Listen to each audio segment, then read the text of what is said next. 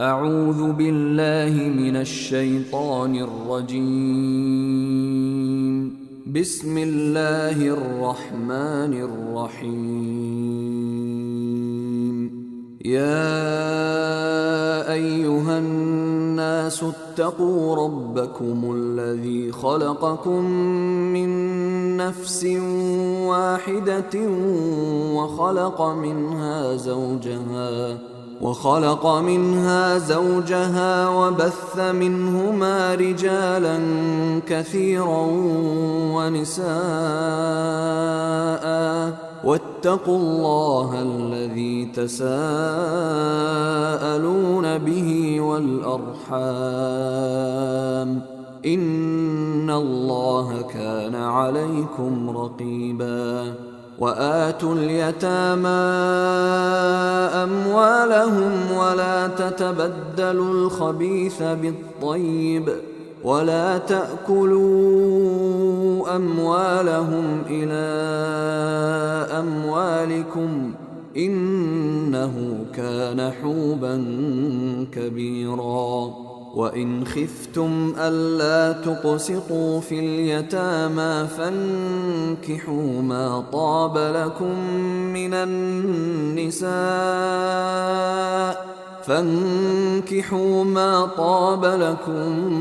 من النساء مثنى وثلاث ورباع، فإن خفتم ألا تعدلوا فواحدة أو ما ملكت أيمانكم، ذلك أدنى ألا تعولوا. وآتوا النساء صدقاتهن نحلة، فإن طبن لكم عن شيء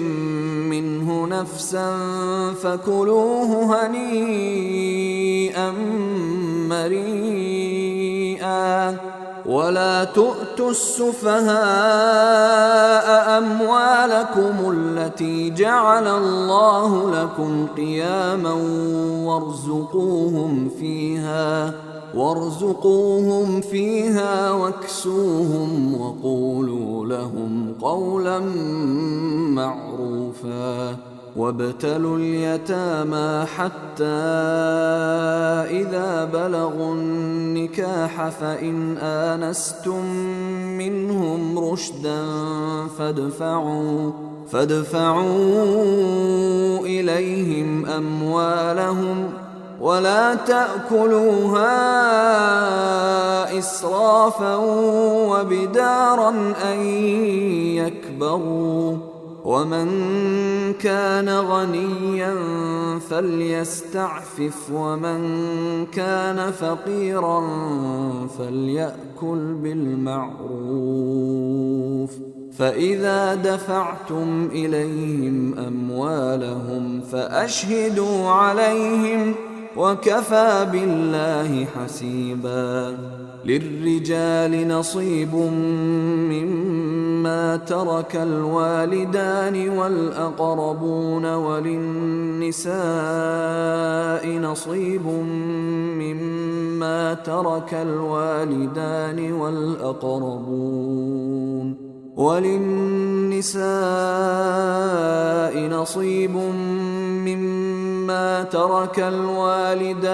والأقربون مما قل منه أو كثر، نصيبا مفروضا. وإذا حضر القسمة أولو القربى واليتامى والمساكين فارزقوهم منه وقولوا لهم قولا معروفا. وليخشى الذين لو تركوا من خلفهم ذرية ضعافا خافوا عليهم فليتقوا الله وليقولوا قولا سديدا. إن الذين يأكلون أموال اليتامى ظلما إنما يأكلون في بطونهم نارا، إنما يأكلون في بطونهم نارا وسيصلون سعيرا يوصيكم الله في أولادكم للذكر مثل حظ الأنثيين فإن كن نساء فوق 2 فلهن ثلثا ما ترك وإن كانت واحدة فلها النصف ولأبويه لكل واحد منهما السدس مما ترك إن كان له ولد فإن لم يكن له ولد وورثه أبواه فلأمه الثلث فإن كان له إخوة فلأمه السدس من بعد وصية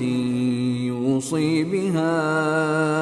أو دين آباؤكم وأبناؤكم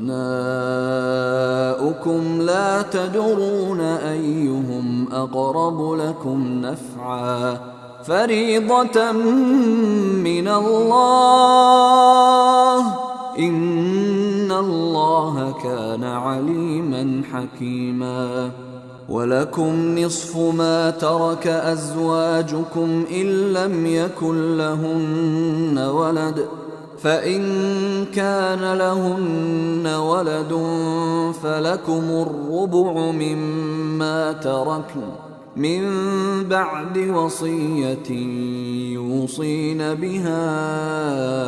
أو دين ولهن الربع مما تركتم إن لم يكن لكم ولد فإن كان لكم ولد فلهن الثمن مما تركتم من بعد وصية توصون بها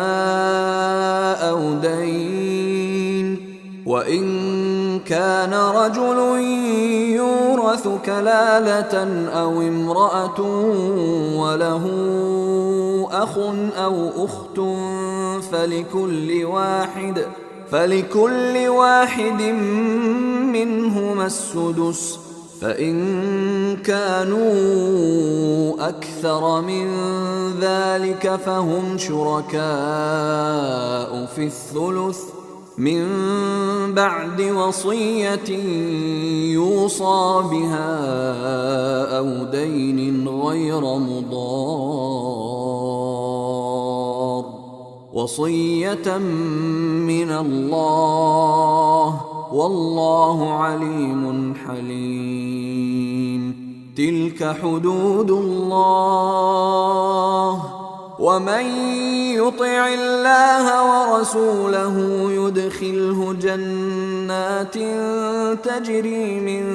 تحتها الأنهار خالدين فيها وذلك الفوز العظيم ومن يعص الله ورسوله ويتعد حدوده يدخله نارا خالدا فيها وله عذاب مهين واللاتي يأتين الفاحشة من نسائكم فاستشهدوا عليهن 4 منكم فإن شهدوا فأمسكوهن في البيوت حتى يتوفاهن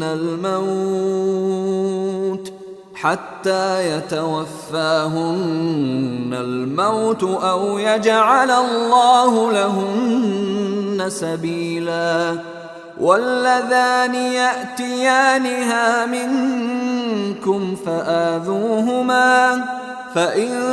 تابا وأصلحا فأعرضوا عنهما إن الله كان توابا رحيما إنما التوبة على الله للذين يعملون السوء بجهالة ثم يتوبون من قريب فأولئك يتوب الله عليهم وكان الله عليما حكيما. وليست التوبة للذين يعملون السيئات حتى إذا حضر أحدهم الموت قال إني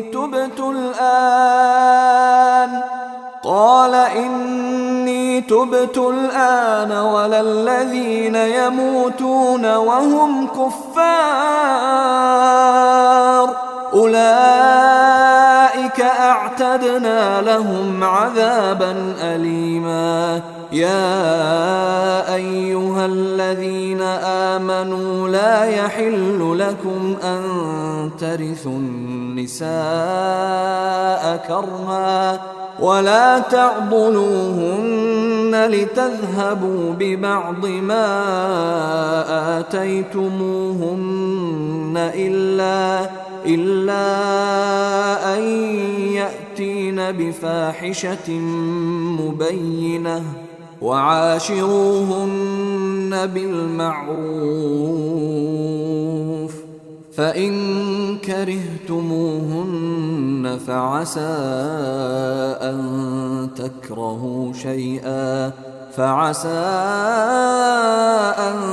تكرهوا شيئا ويجعل الله فيه خيرا كثيرا. وإن أردتم استبدال زوج مكان زوج وآتيتم إحداهن قنطارا فلا تأخذوا منه شيئا أتأخذونه بهتانا وإثما مبينا. وكيف تأخذونه وقد أفضى بعضكم إلى بعض وأخذن منكم ميثاقا غليظا. ولا تنكحوا ما نكح آباؤكم من النساء إلا ما قد سلف إنه كان فاحشة ومقتا وساء سبيلا.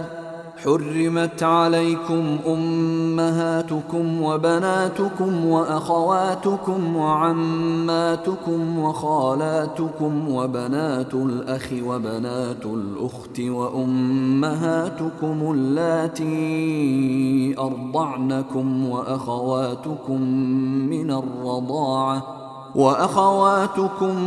من الرضاعة وأمهات نسائكم وربائبكم اللاتي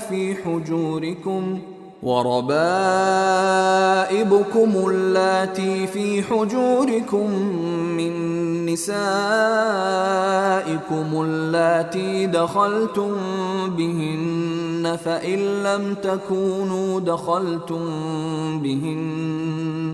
فإن لم تكونوا دخلتم بهن فلا جناح عليكم. وحلائل أبنائكم الذين من أصلابكم وأن تجمعوا بين الأختين إلا ما قد سلف إن الله كان غفورا رحيما. والمحصنات من النساء إلا ما ملكت أيمانكم كتاب الله عليكم وأحل لكم ما وراء ذلكم أن تبتغوا بأموالكم محصنين غير مسافحين فما استمتعتم به منهن فآتوهن أجورهن فريضة ولا جناح عليكم فيما تراضيتم به من بعد الفريضة إن الله كان عليما حكيما ومن لم يستطع منكم طولا أن ينكح المحصنات المؤمنات فمما ملكت أيمانكم من فتياتكم المؤمنات والله أعلم بإيمانكم بعضكم من بعض فانكحوهن بإذن أهلهن وآتوهن أجورهن بالمعروف محصنات غير مسافحات ولا متخذات أخدان فإذا أحصن فإن أتين بفاحشة فعليهن نصف ما على المحصنات من العذاب ذلك لمن خشي العنة منكم وأن تصبروا خير لكم والله غفور رحيم يريد الله ليبين لكم ويهديكم سنن الذين من قبلكم ويتوب عليكم والله عليم حكيم والله يريد أن يتوب عليكم ويريد الذين يتبعون الشهوات أن تميلوا ميلا عظيما يريد الله أن يخفف عنكم وخلق الإنسان ضعيفا يا أيها الذين آمنوا لا تأكلوا أموالكم بينكم بالباطل إلا أن تكون تجارة عن تراض منكم ولا تقتلوا أنفسكم إن الله كان بكم رحيما ومن يفعل ذلك عدوانا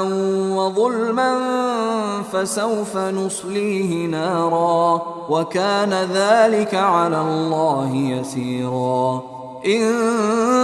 تجتنبوا كبائر ما تنهون عنه نكفر عنكم سيئاتكم وندخلكم مدخلا كريما ولا تتمنوا ما فضل الله به بعضكم على بعض للرجال نصيب مما اكتسبوا وللنساء نصيب مما اكتسبن واسألوا الله من فضله إن الله كان بكل شيء عليما ولكل جعلنا موالي مما ترك الوالدان والأقربون والذين عقدت أيمانكم فآتوهم نصيبهم إن الله كان على كل شيء شهيدا الرجال قوامون على النساء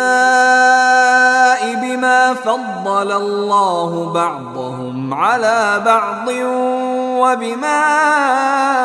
أنفقوا من أموالهم فالصالحات قانتات حافظات للغيب بما حفظ الله واللاتي تخافون نشوزهن فعظوهن واهجروهن في المضاجع فإن أطعنكم فلا تبغوا عليهن سبيلا إن الله كان عليا كبيرا وإن خفتم شقاق بينهما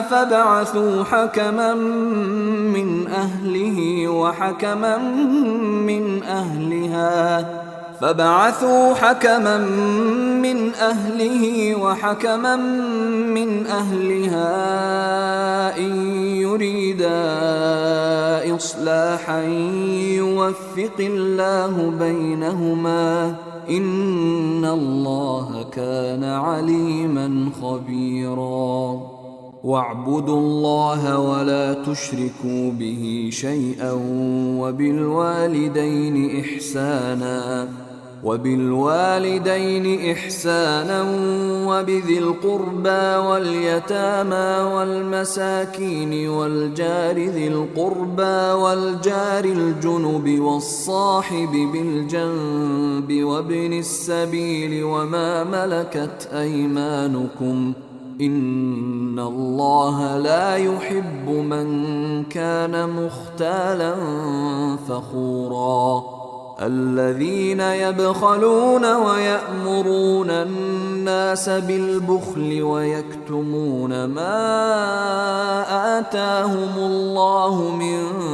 فضله وأعتدنا للكافرين عذابا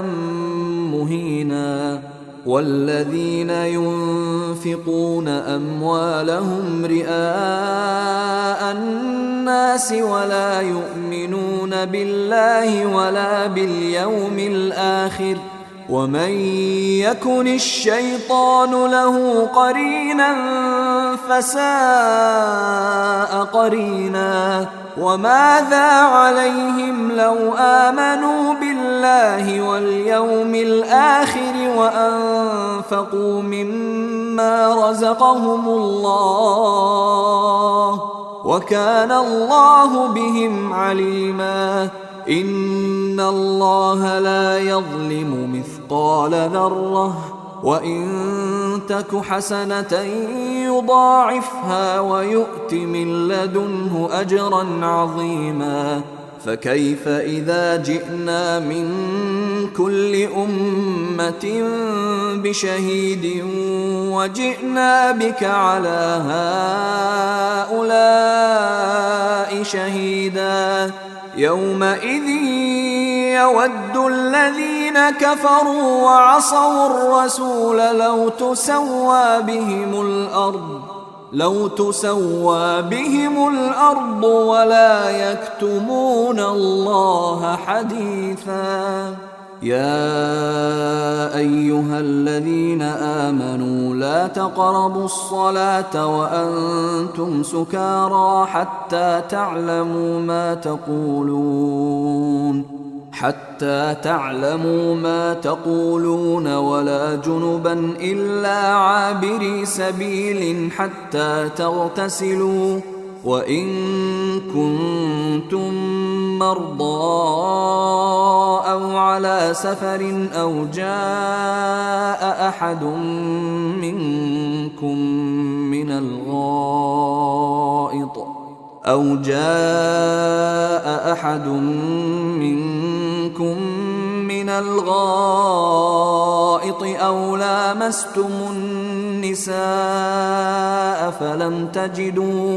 أو لامستم النساء فلم تجدوا ماء فتيمموا صعيدا طيبا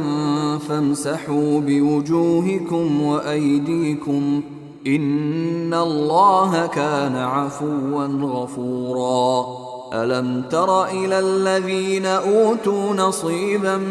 من الكتاب يشترون الضلالة ويريدون أن تضلوا السبيل والله أعلم بأعدائكم وكفى بالله وليا وكفى بالله نصيرا من الذين هادوا يحرفون الكلم عن مواضعه ويقولون سمعنا وعصينا واسمع غير مسمع وراعنا ليا بألسنتهم وطعنا في الدين ولو أنهم قالوا سمعنا وأطعنا واسمع وانظرنا لكان خيرا لهم وأقوم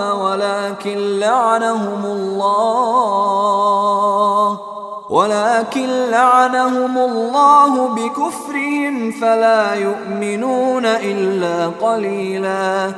يا أيها الذين أوتوا الكتاب آمنوا بما نزلنا مصدقا لما معكم من قبل أن نطمس وجوها فنردها على أدبارها أو نلعنهم كما لعنا أصحاب السبت وكان أمر الله مفعولا. إن الله لا يغفر أن يشرك به ويغفر ما دون ذلك لمن يشاء ومن يشرك بالله فقد افترى إثما عظيما. ألم تر إلى الذين يزكون أنفسهم بل الله يزكي من يشاء ولا يظلمون فتيلا. انظر كيف يفترون على الله الكذب وكفى به إثما مبينا. ألم تر إلى الذين أوتوا نصيبا من الكتاب يؤمنون بالجبت والطاغوت ويقولون للذين كفروا هؤلاء أهدى من الذين آمنوا سبيلا. أولئك الذين لعنهم الله ومن يلعن الله فلن تجد له نصيرا. أم لهم نصيب من الملك فإذا لا يؤتون الناس نقيرا. أم يحسدون الناس على ما آتاهم الله من فضله فقد آتينا آل إبراهيم الكتاب والحكمة وآتيناهم ملكا عظيما. فمنهم من آمن به ومنهم من صد عنه وكفى بجهنم سعيرا. إن الذين كفروا بآياتنا سوف نصليهم نارا كلما نضجت جلودهم بدلناهم جلودا غيرها ليذوقوا العذاب إن الله كان عزيزا حكيما. والذين آمنوا وعملوا الصالحات سندخلهم جنات تجري من تحتها الأنهار خالدين فيها أبدا لهم فيها أزواج مطهرة وندخلهم ظلا ظليلا. إن الله يأمركم أن تؤدوا الأمانات إلى أهلها وإذا حكمتم بين الناس أن تحكموا بالعدل إن الله نعما يعظكم به إن الله كان سميعا بصيرا. يا أيها الذين آمنوا أطيعوا الله وأطيعوا الرسول وأولي الأمر منكم فإن تنازعتم في شيء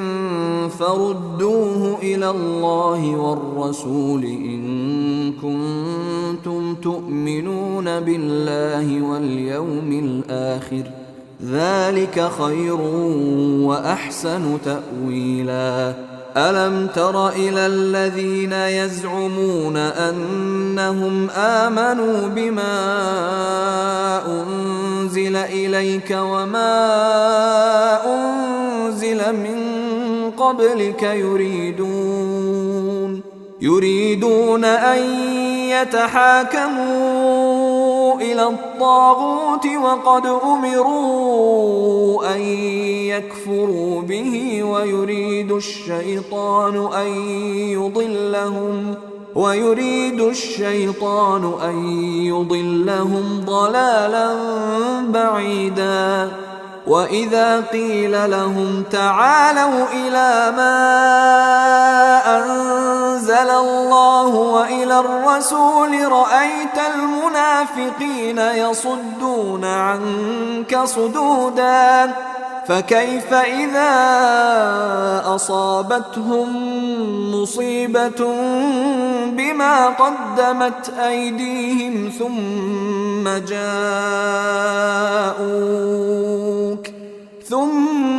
جاءوك يحلفون بالله إن أردنا إلا إحسانا وتوفيقا أولئك الذين يعلم الله ما في قلوبهم فأعرض عنهم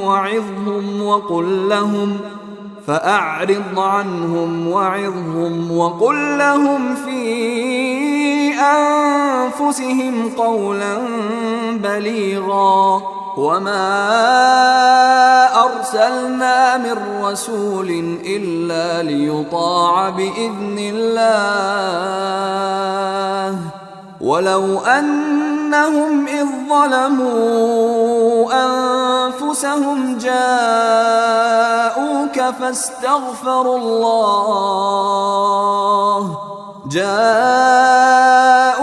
فاستغفروا الله واستغفر لهم الرسول لوجدوا الله توابا رحيما فلا وربك لا يؤمنون حتى يحكموك فيما شجر بينهم ثم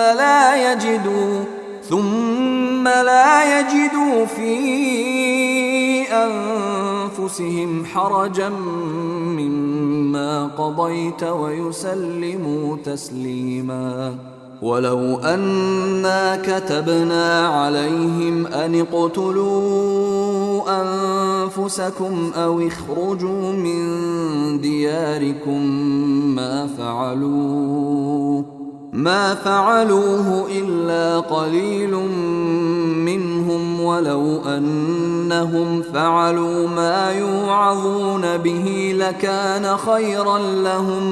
لكان خيرا لهم وأشد تثبيتا وإذا لآتيناهم من لدنا أجرا عظيما ولهديناهم صراطا مستقيما ومن يطع الله والرسول فأولئك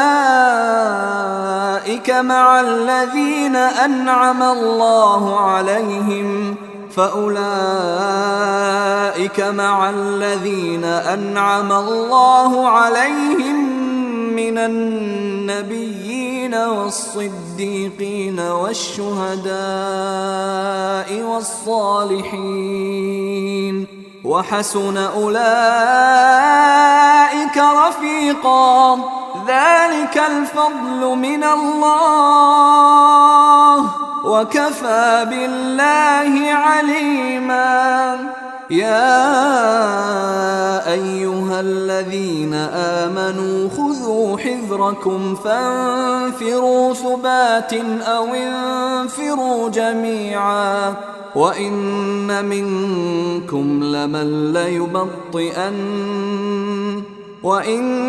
منكم لمن ليبطئن فإن أصابتكم مصيبة قال قد أنعم الله علي إذ لم أكن معهم شهيدا ولئن أصابكم فضل من الله ليقولن كأن لم تكن بينكم وبينه مودة يا ليتني كنت معهم فأفوز فوزا عظيما فليقاتل في سبيل الله الذين يشرون الحياة الدنيا بالآخرة ومن يقاتل في سبيل الله فيقتل أو يغلب فسوف نؤتيه أجرا عظيما وما لكم لا تقاتلون في سبيل الله والمستضعفين من الرجال والنساء والولدان الذين يقولون ربنا أخرجنا من هذه القرية الظالم أهلها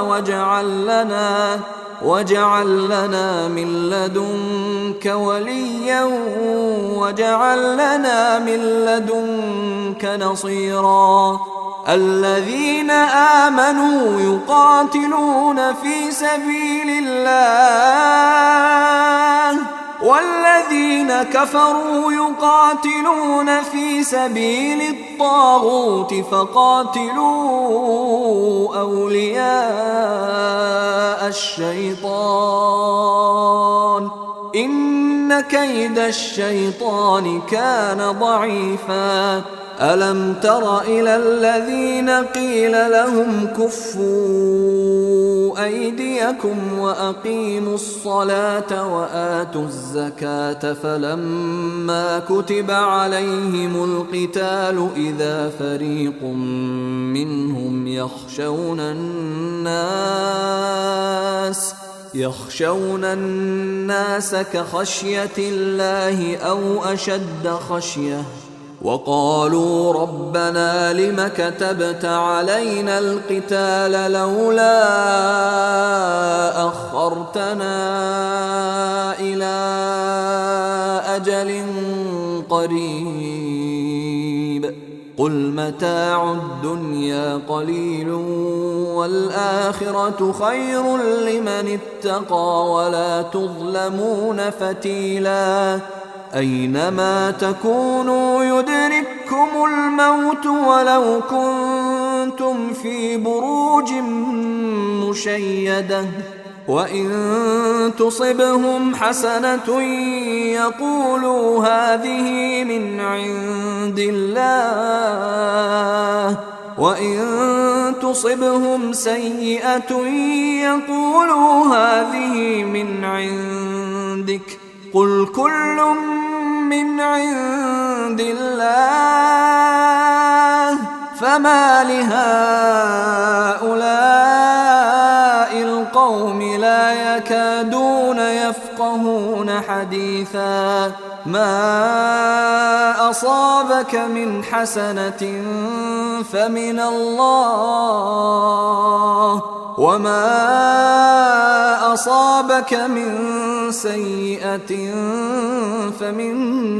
نفسك وأرسلناك للناس رسولا وكفى بالله شهيدا من يطع الرسول فقد أطاع الله ومن تولى فما أرسلناك عليهم حفيظا ويقولون طاعة فإذا برزوا من عندك بيت طائفة منهم غير الذي تقول والله يكتب ما يبيتون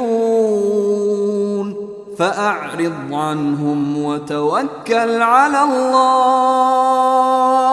وكفى بالله وكيلا أفلا يتدبرون القرآن ولو كان من عند غير الله لوجدوا فيه اختلافا كثيرا وإذا جاءهم أمر من الأمن أو الخوف أذاعوا به ولو ردوه إلى الرسول وإلى أولي الأمر منهم لعلمه الذين يستنبطونه منهم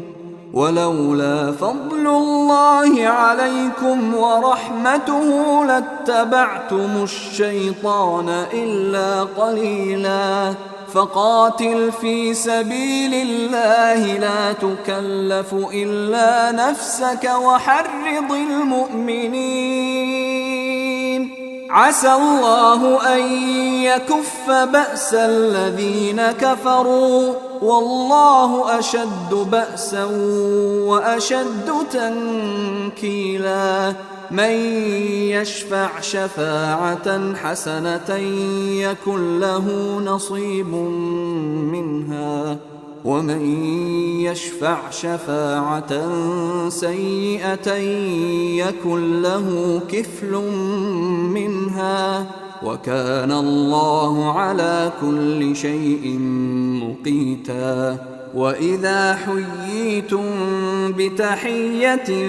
فحيوا بأحسن منها أو ردوها إن الله كان على كل شيء حسيبا الله لا إله إلا هو ليجمعنكم إلى يوم القيامة لا ريب فيه ومن أصدق من الله حديثا فما لكم في المنافقين فئتين والله أركسهم بما كسبوا أتريدون أن تهدوا من أضل الله ومن يضلل الله فلن تجد له سبيلا ودوا لو تكفرون كما كفروا فتكونون سواء فلا تتخذوا منهم أولياء حتى يهاجروا في سبيل الله فإن تولوا فخذوهم واقتلوهم حيث وجدتموهم ولا تتخذوا منهم وليا ولا نصيرا إلا الذين يصلون إلى قوم بينكم وبينهم ميثاق أو جاءوكم حصرت صدورهم أن يقاتلوكم أو يقاتلوا قومهم ولو شاء الله لسلطهم عليكم فلقاتلوكم فإن اعتزلوكم فلم يقاتلوكم وألقوا إليكم السلم فما جعل الله لكم عليهم سبيلا ستجدون آخرين يريدون أن يأمنوكم ويأمنوا قومهم كلما ردوا إلى الفتنة أركسوا فيها فإن لم يعتزلوكم ويلقوا إليكم السلم ويكفوا أيديهم فخذوهم وقتلوهم حيث ثقفتموهم وأولئكم جعلنا لكم عليهم سلطانا مبينا وما كان لمؤمن أن يقتل مؤمنا إلا خطأ، ومن قتل مؤمنا خطأ فتحرير رقبة مؤمنة ودية مسلمة إلى أهله إلا أن يصدقوا، فإن كان من قوم عدو لكم وهو مؤمن فتحرير رقبة مؤمنة، وإن كان من قوم بينكم وبينهم ميثاق فدية مسلمة إلى أهله وتحرير رقبة مؤمنة، فمن لم يجد فصيام شهرين متتابعين توبة من الله، وكان الله عليما حكيما. ومن يقتل مؤمنا متعمدا فجزاؤه جهنم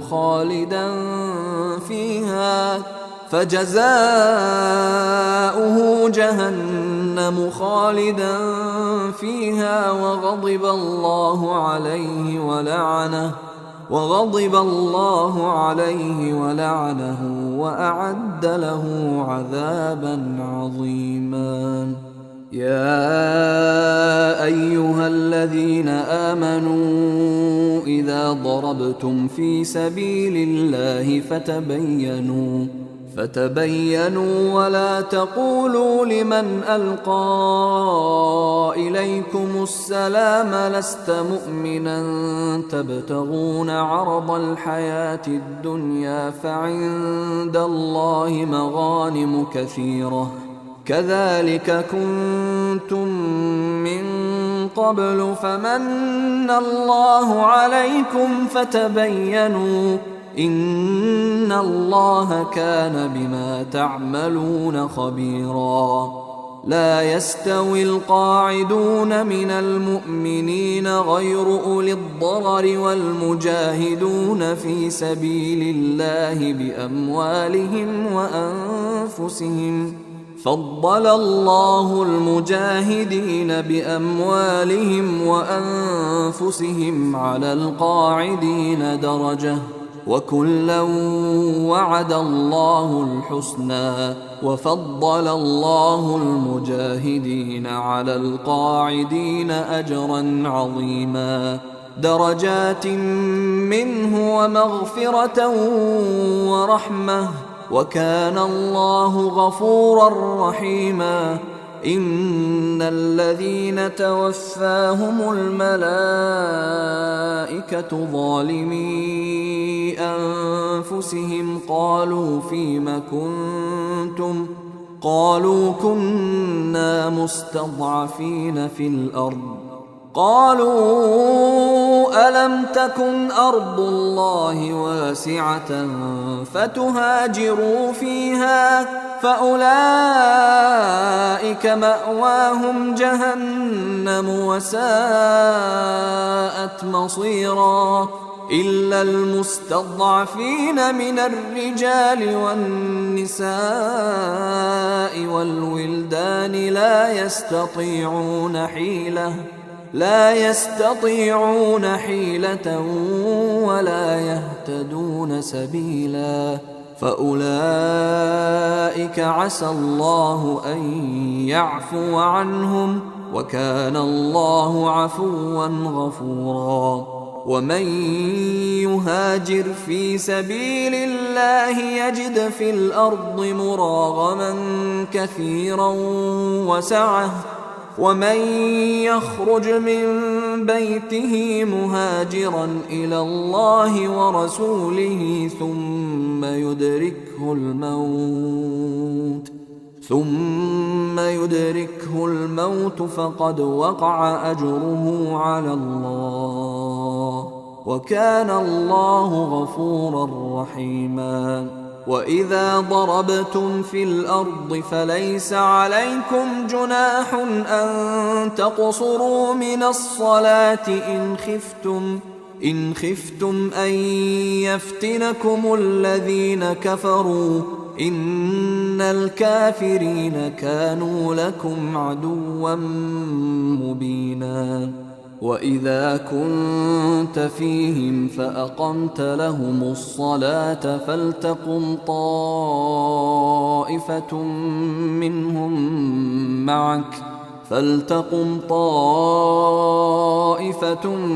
منهم معك وليأخذوا أسلحتهم فإذا سجدوا فليكونوا من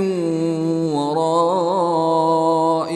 ولتأت طائفة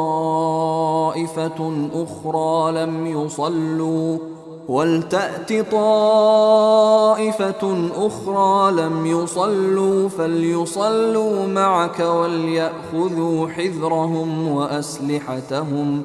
وَدَّ الَّذِينَ كَفَرُوا لَوْ تَغْفُلُونَ عَنْ أَسْلِحَتِكُمْ وَأَمْتِعَتِكُمْ فَيَمِيلُونَ عَلَيْكُمْ مَيْلَةً وَاحِدَةً. وَلَا جُنَاحَ عَلَيْكُمْ إِن كَانَ بِكُمْ أَذًى مِّن مَّطَرٍ أَوْ كُنتُم مَّرْضَىٰ أَن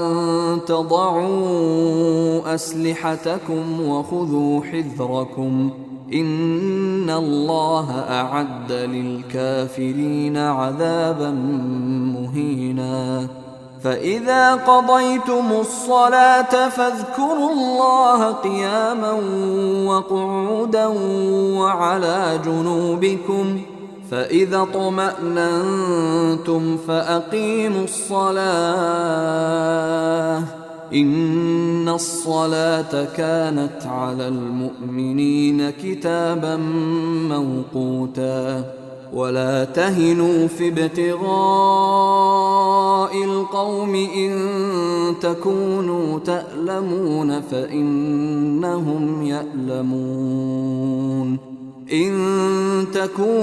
تألمون فإنهم يألمون كما تألمون وترجون من الله ما لا يرجون وكان الله عليما حكيما.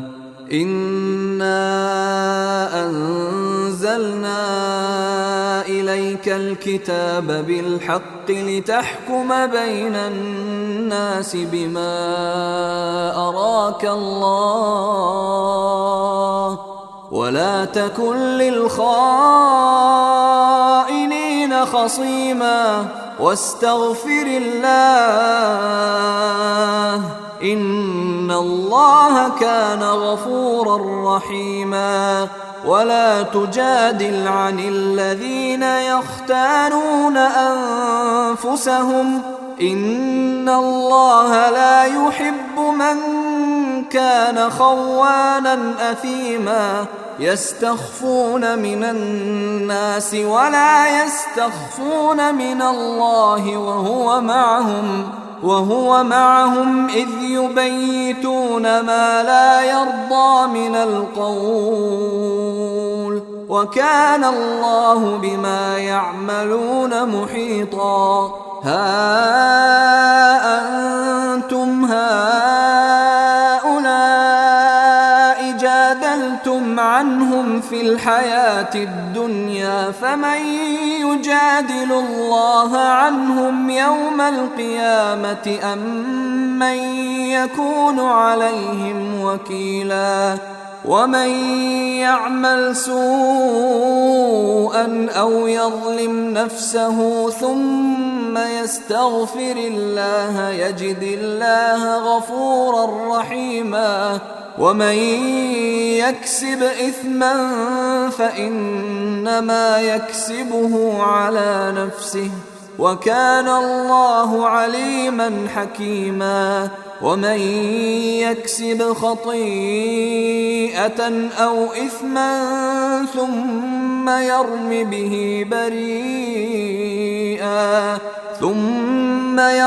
به بريئا فقد احتمل بهتانا وإثما مبينا. ولولا فضل الله عليك ورحمته لهمت طائفة منهم أن يضلوك وما يضلون إلا أنفسهم وما يضرونك من شيء، وأنزل الله عليك الكتاب والحكمة وعلمك ما لم تكن تعلم، وكان فضل الله عليك عظيما. لا خير في كثير من نجواهم إلا من أمر بصدقة أو معروف أو إصلاح بين الناس، ومن يفعل ذلك ابتغاء مرضات الله فسوف نؤتيه أجرا عظيما. ومن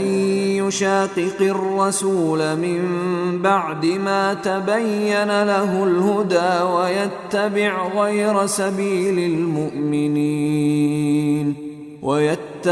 غير سبيل المؤمنين نوله ما تولى ونصله جهنم وساءت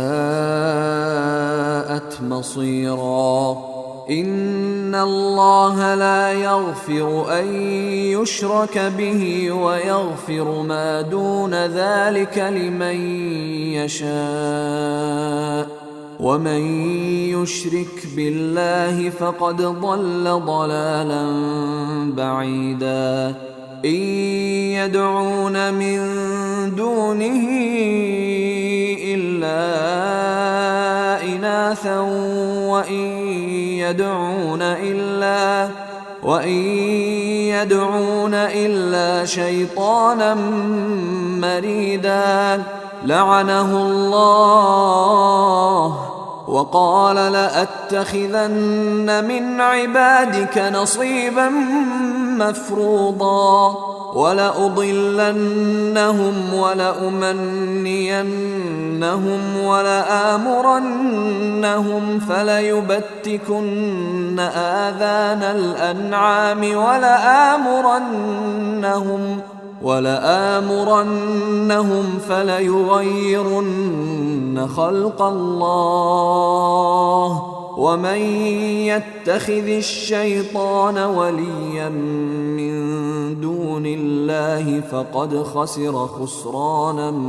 مبينا. يعدهم ويمنيهم وما يعدهم الشيطان إلا غرورا. أولئك مأواهم جهنم ولا يجدون عنها محيصا. والذين آمنوا وعملوا الصالحات سندخلهم جنات تجري من تحتها الأنهار خالدين فيها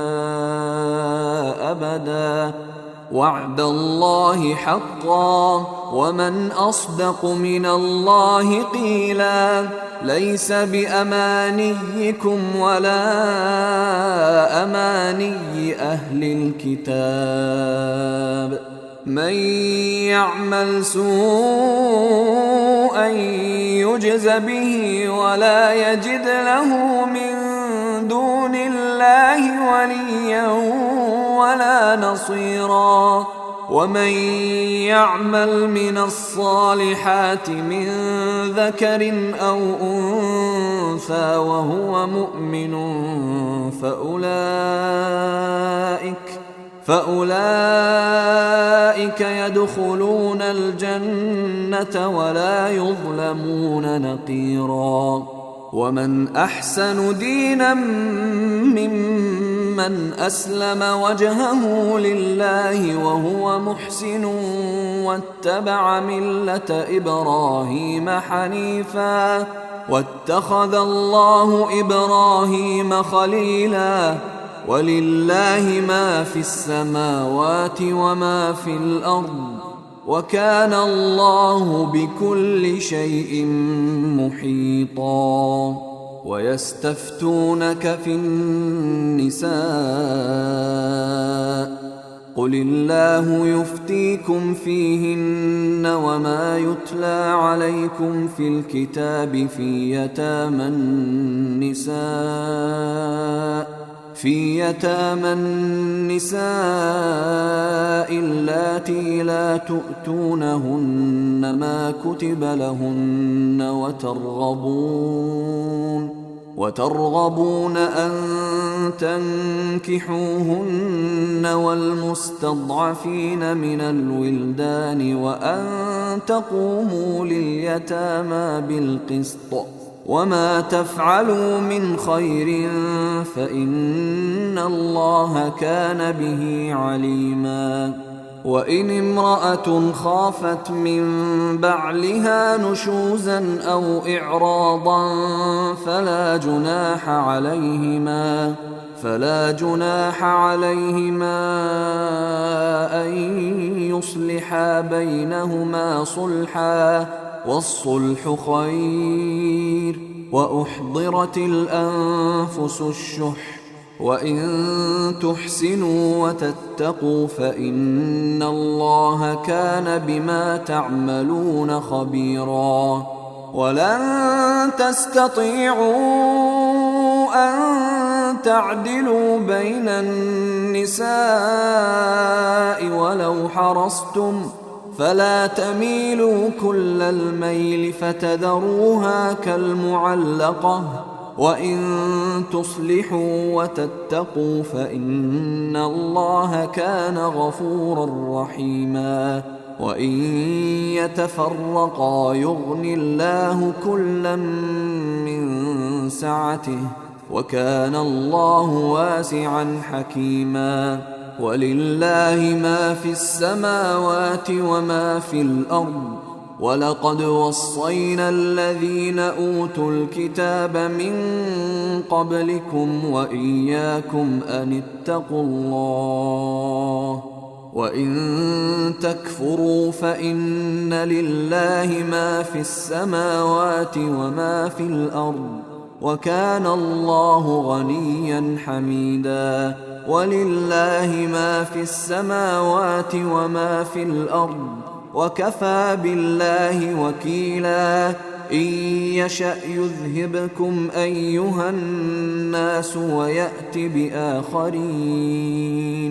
وكان الله على ذلك قديرا من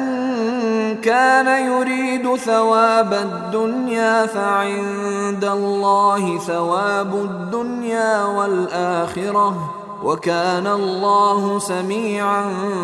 بصيرا يا أيها الذين آمنوا كونوا قوامين بالقسط شهداء لله ولو على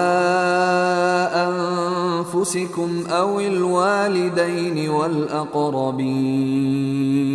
إن يكن غنيا أو فقيرا فالله أولى بهما فلا تتبعوا الهوى أن تعدلوا وإن تلووا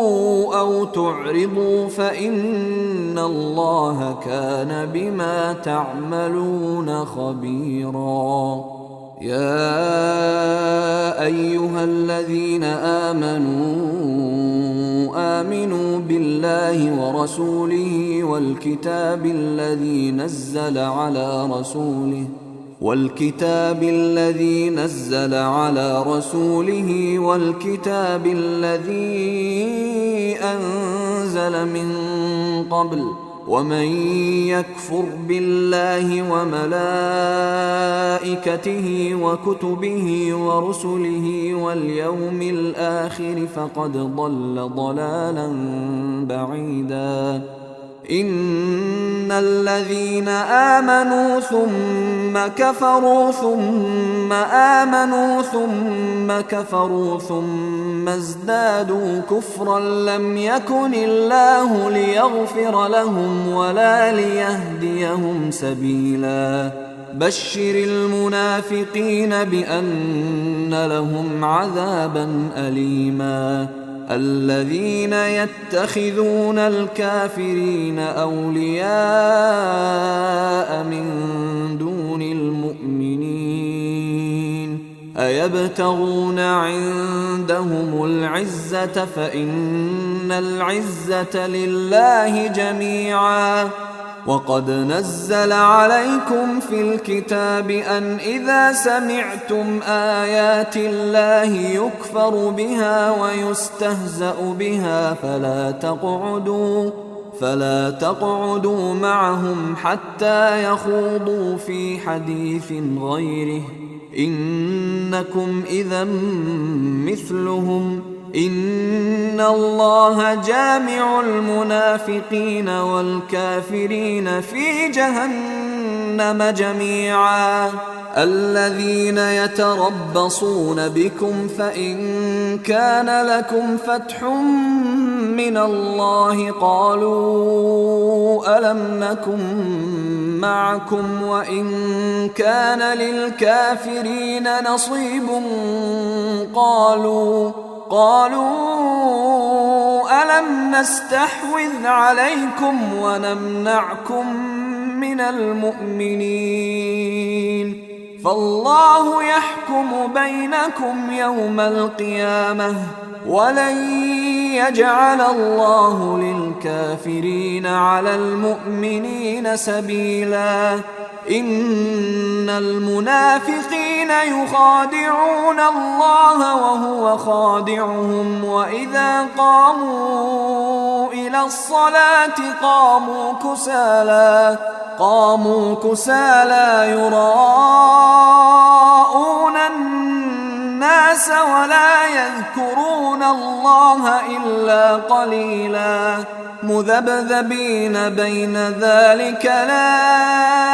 إله هؤلاء ولا إله هؤلاء ومن يضلل الله فلن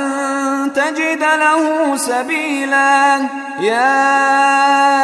أيها الذين آمنوا لا تتخذوا الكافرين أولياء من دون المؤمنين أتريدون أن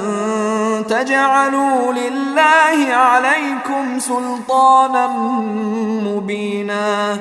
إن المنافقين في الدرك الأسفل من النار ولن تجد لهم نصيرا إلا الذين تابوا وأصلحوا واعتصموا بالله وأخلصوا دينهم لله فأولئك مع المؤمنين وسوف يؤتي الله المؤمنين أجرا عظيما. ما يفعل الله بعذابكم إن شكرتم وآمنتم وكان الله شاكرا عليما. لا يحب الله الجهر بالسوء من القول إلا من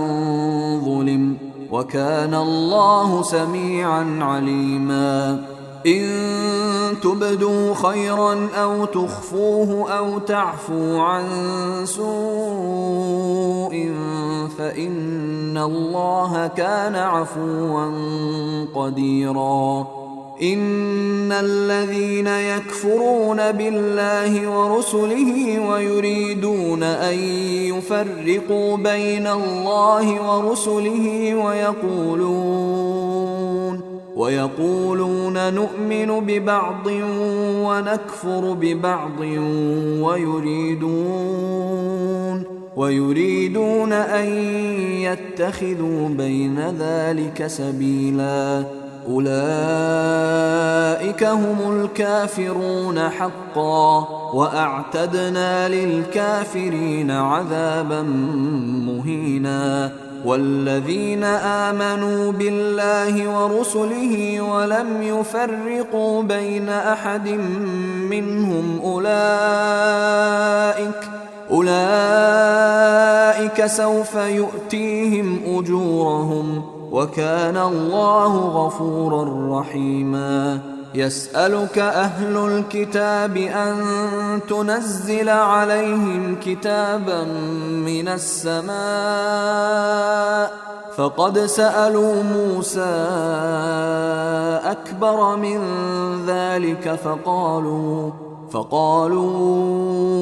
أرنا الله جهرة فأخذتهم الصاعقة بظلمهم ثم اتخذوا العجل من بعد ما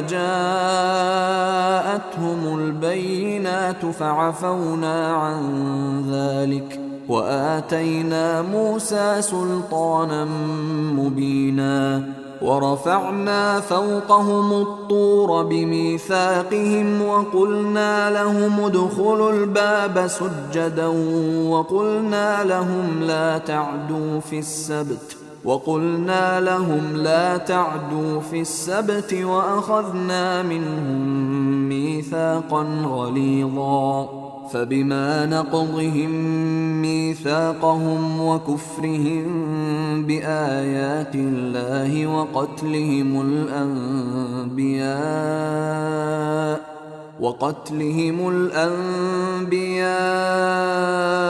بغير حق وقولهم قلوبنا غلف بل طبع الله عليها بكفرهم فلا يؤمنون إلا قليلا وبكفرهم وقولهم على مريم بهتانا عظيما وقولهم إنا قتلنا المسيح عيسى ابن مريم رسول الله وما قتلوه وما صلبوه ولكن شبه لهم وإن الذين اختلفوا فيه لفي شك منه ما لهم به من علم إلا اتباع الظن وما قتلوه يقينا بل رفعه الله إليه وكان الله عزيزا حكيما وإن من أهل الكتاب إلا ليؤمنن به قبل موته ويوم القيامة يكون عليهم شهيدا فبظلم من الذين هادوا حرمنا عليهم طيبات أحلت لهم وبصدهم عن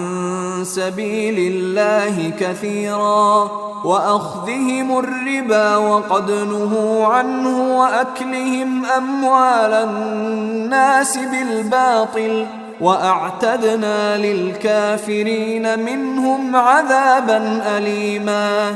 لكن الراسخون في العلم منهم والمؤمنون يؤمنون بما أنزل إليك وما أنزل من قبلك والمقيمين الصلاة والمؤتون الزكاة والمؤمنون بالله واليوم الآخر أولئك سنؤتيهم أجرا عظيما إنا أوحينا إليك كما أوحينا إلى نوح النبيين من بعده. وأوحينا إلى إبراهيم وإسماعيل وإسحاق ويعقوب والأسباط وعيسى وأيوب ويونس وهارون وسليمان، وآتينا داود زبورا، ورسلا قد قصصناهم عليك من قبل ورسلا لم نقصصهم عليك، وكلم الله موسى تكليما. رسلا مبشرين ومنذرين لئلا يكون للناس على الله حجة بعد الرسل، وكان الله عزيزا حكيما. لكن الله يشهد بما أنزل إليك أنزله بعلمه، والملائكة يشهدون، وكفى بالله شهيدا. إن الذين كفروا وصدوا عن سبيل الله قد ضلوا ضلالا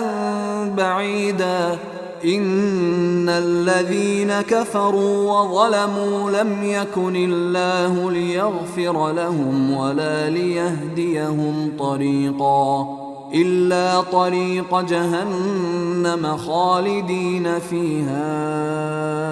أبدا، وكان ذلك على الله يسيرا. يا أيها الناس قد جاءكم الرسول بالحق من ربكم فآمنوا خيرا لكم، وإن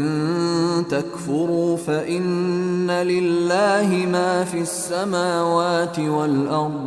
وكان الله عليما حكيما. يا أهل الكتاب لا تغلوا في دينكم ولا تقولوا على الله إلا الحق، إنما المسيح عيسى ابن مريم رسول الله وكلمته ألقاها إلى مريم وروح منه، فآمنوا بالله ورسله ولا تقولوا ثلاثة، انتهوا خيرا لكم، إنما الله إله واحد سبحانه أن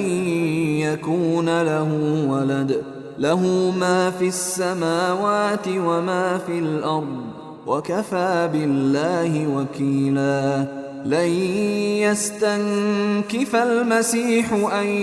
يكون عبدا لله ولا الملائكة المقربون،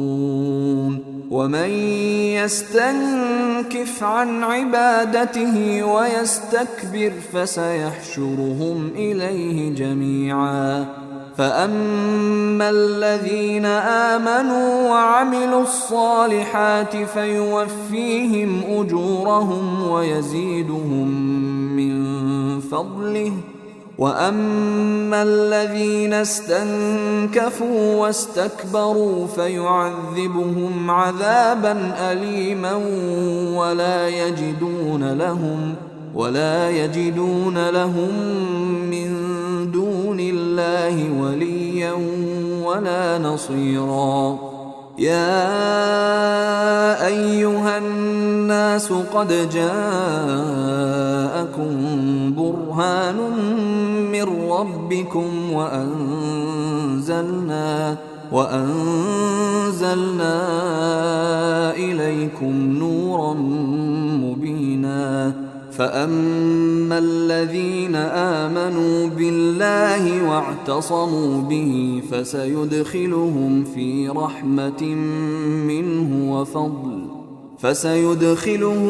رحمة منه وفضل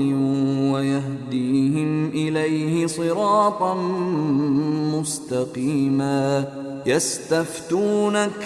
قل الله يفتيكم في الكلالة إن امرؤ هلك ليس له ولد وله أخت فلها نصف ما ترك وهو يرثها إن لم يكن لها ولد فإن كانت اثنتين فلهما الثلثان مما ترك وإن كانوا إخوة رجالا ونساء فللذكر مثل حظ الأنثيين يبين الله لكم أن تضلوا والله بكل شيء عليم.